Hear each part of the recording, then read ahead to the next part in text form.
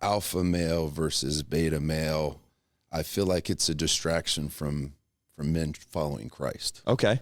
Tell me more.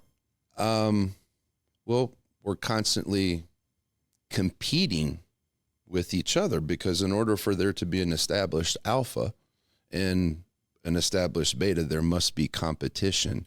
And I know for me, because my whole life, Cap, was built on competition until I was 36 years old. You know, from the time I was 4 years old, and they were like, oh, this kid's like special, but maybe not in the best way. The world likes to call it ADHD.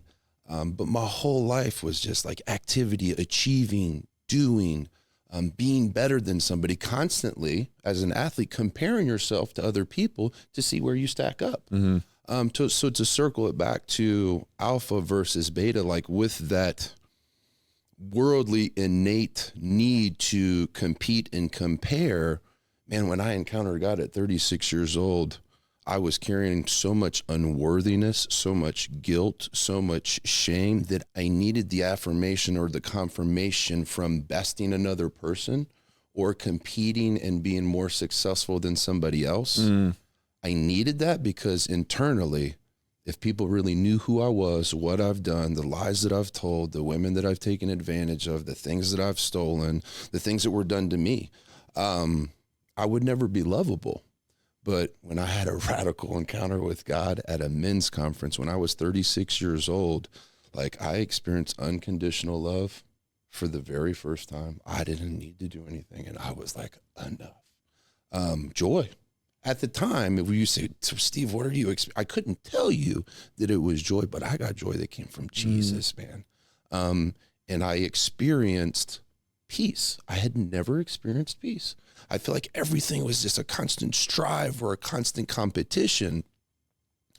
And then after I encountered God, the way that I looked at other men, the way that I looked at myself absolutely transformed and changed, because I experienced that, I was able to finally lay down like a lot of the burdens, the depression, the anxiety, even suicidal thoughts. Like, yeah, you're like, oh, you're achieved the Super Bowl and you achieved the fittest man in the NFL, and I kind of correct you twice, you know, like, put some respect on my name. But even with, whoever's watching this right now, even if you went and Googled my name and looked at all the awards and achievements that I've made, you would think that guy's gotta be like living the dream. But you don't realize every single person that you watch on TV, they have a story. They have a testimony. They have like an inner dialogue and struggle with themselves.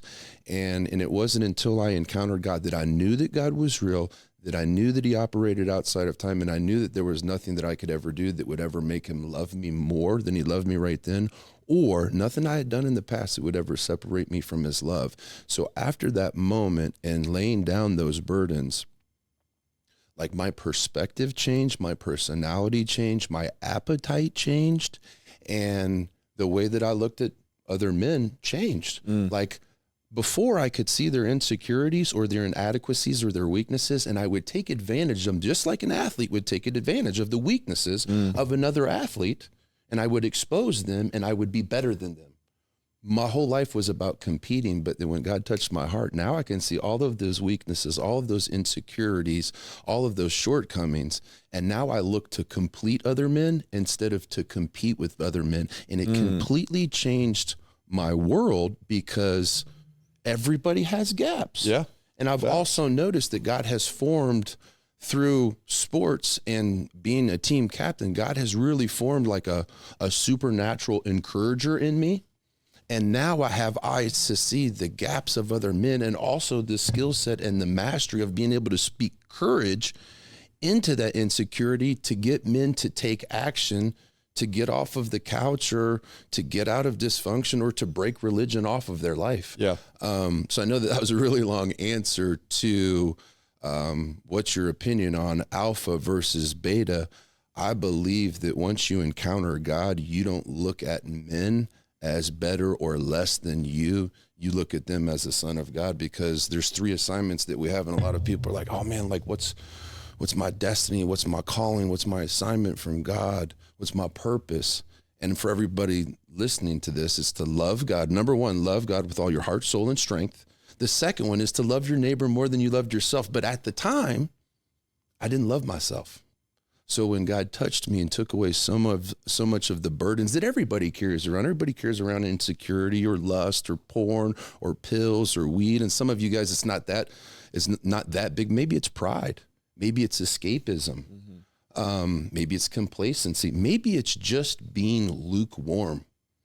That's one of the number one things that God detests. Yeah. You know, like two things you don't want to be. And then I'll finish the 3 parts is like, God hates a coward and he just will spit you out if you're lukewarm. Right. You're the pastor, so you know the verses for that. This is your show. You can pop them on the screen. But my point in mentioning those things is like, I feel like life and purpose got simplified a lot after I had an encounter with God. If you asked me that question 7 years ago, I would have probably a very, very Andrew Tate mixed with David Goggins answer for you, because my answer to everything was discipline, hard work, sacrifice, and grind. And I had become my own idol because I was my own answer to every problem. My goodness.